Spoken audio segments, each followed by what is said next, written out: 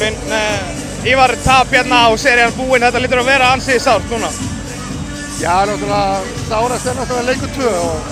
það var leikur sem við hentum frá okkur og maður sá í þeim leik að þá gátum við svona komið þeim á afturfæturnar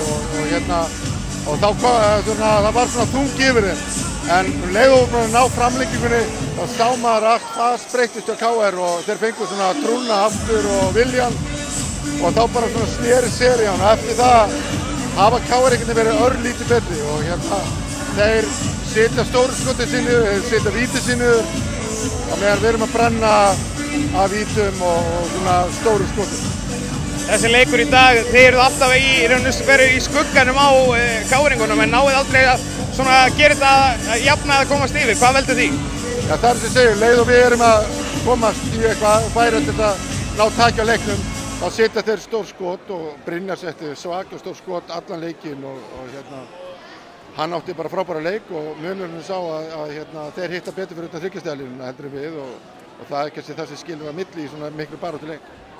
Ummælið þín henni eftir annan leik, þar sem þú talar að KR-ingar ætti að koma skjálfandi á beinum, heldur það hafi eitthvað komið í bakið þér? Nei, það held ég ekki, því ég sá alveg að fasi breyttist hjá þeim leið og þeir náðu framlengjunni. Við vorum búin að taka eftir því í fjórða leiknum að þeir voru orðnir fúlir og pirraðir og þá fyrir við að henda boltanum frá okkur og hendum bara boltanum til þeirra og gefum þeim séns og þá fengum þeir trúna, þannig að sú trú kom miklu fyrr heldur en það.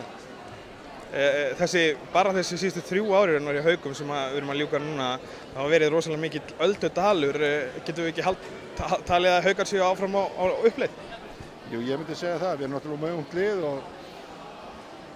og svona, við erum með fínt lið en menn þurfa náttúrulega líka að fara að læra þess, við erum að brenna af vítum, við erum að brenna af svona mikið af skotum og það er dýrt í svona leikjum og þetta er það sem KR-ingar vinna og þeir klikka ekki á þessu. Þeir setja stóru skotið sér niður, þeir setja vítið sér niður, þeir eru skynsamir, þeir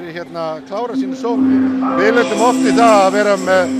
fá á okkur 24 sekúndur af því að við erum að taka eitthvað erfitt skota því að við erum á seinir að byrja að horfa á körfuna og byrja að sækja. Þetta gera þeir ekki og þar er dálítið stór munur á liðunum. Áframhaldið,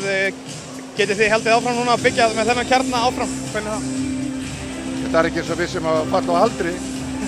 Þannig að ég get ekki séð af hverju en auðvitað landsliðið að breytast mikið á næsta ári og við sjáum bara eins og núna, við erum að keppa á móti Keflavík sem er með 2 kanna og svo keppum við á móti KR sem að bæta við sig og við sáum hvað Helgi gerði fyrir þá í þessari seríu og auðvitað voru margir að gagnrýna það en ég held að það hafi sýnt sig að hann er löngu búinn að sanna það að hann hafi gert mikið fyrir KR og Markus gerði vel, við vorum með miklu erfiðleikum með hann oft á tíðum og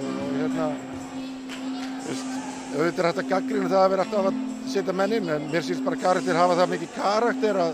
það verðist ekki skipta neinu máli fyrir þá, þeir halda bara haus og klára leikina. Getið þið gengið frá þessu tímabili beinir í baki? Já, ég held það, ég held að menn geta ekkert verið svekktir með tímabili, við erum deildarmeistarar og dettum út í hörku viðureign á móti 4-földum Íslandsmeisturum þar sem að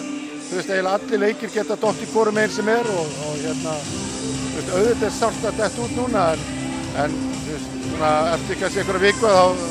fara menn aðeins að horfa á þetta og geta kannski verið ánægðari.